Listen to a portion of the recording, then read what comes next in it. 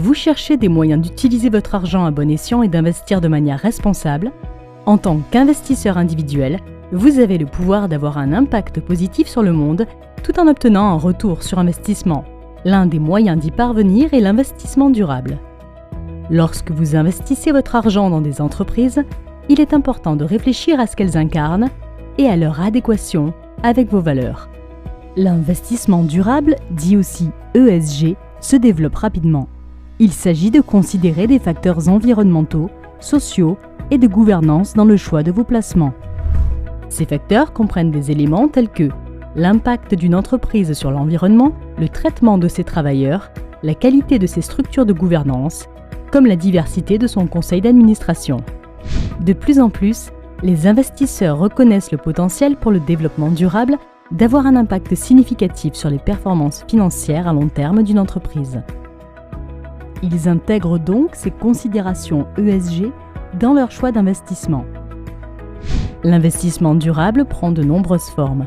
Il existe l'investissement d'impact, celui basé sur l'exclusion, par sélection négative, et une forme basée sur l'engagement actionnarial.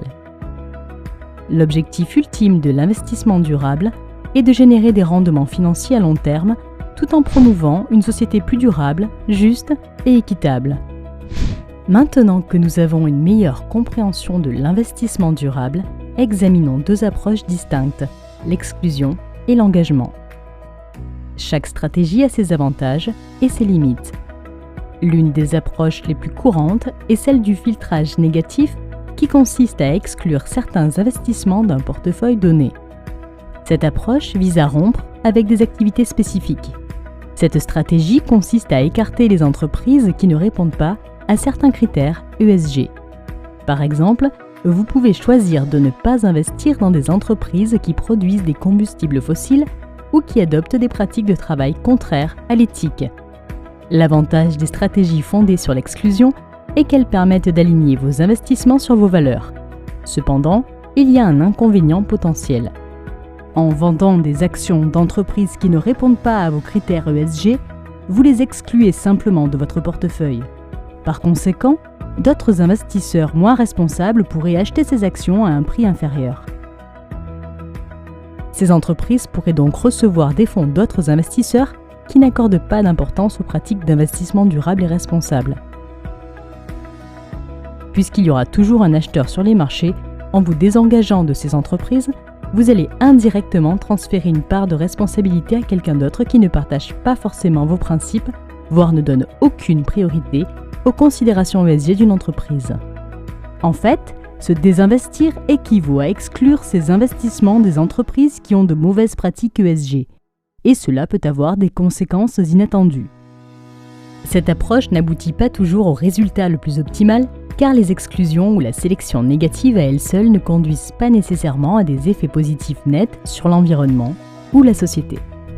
Ces entreprises pourraient voir leur surveillance et donc leurs responsabilités affaiblies, ce qui risquerait d'aggraver leur impact négatif sur l'environnement et la société. Une autre approche souvent négligée est celle de l'engagement. L'engagement consiste à dialoguer activement avec les entreprises dans lesquelles vous avez investi afin de les encourager à améliorer leurs pratiques ESG. La défense des intérêts des actionnaires est un moyen efficace de s'engager auprès des entreprises. Elle consiste à utiliser le pouvoir des actionnaires pour prôner le changement et influencer directement le comportement de l'entreprise.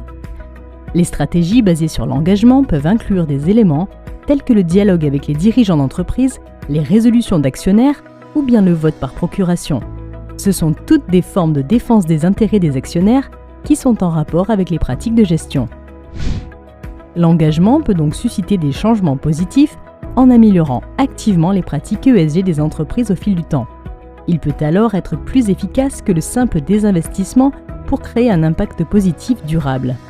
Les stratégies basées sur l'engagement ont l'avantage de conduire à des changements plus significatifs, augmentant aussi potentiellement les retours sur l'investissement. Cependant, l'engagement peut prendre de votre temps, voire ne pas s'avérer pertinent pour certains secteurs et être difficile à initier. Actuellement, les moyens d'engagement sont peu facilités et son impact reste donc difficile à mesurer. Malgré les limites de chaque stratégie d'investissement, les investisseurs doivent être conscients de leur pouvoir via leur capacité à exercer une influence. Les investisseurs peuvent modifier les modèles économiques des entreprises dans lesquelles ils investissent et avoir un effet positif sur l'économie réelle. En fin de compte, ces deux stratégies, l'une qui se fonde sur l'exclusion ou l'autre sur l'engagement, présentent toutes deux des avantages et des inconvénients. En tant qu'investisseur individuel, c'est à vous de décider quelle approche correspond le mieux à vos valeurs et à vos objectifs d'investissement.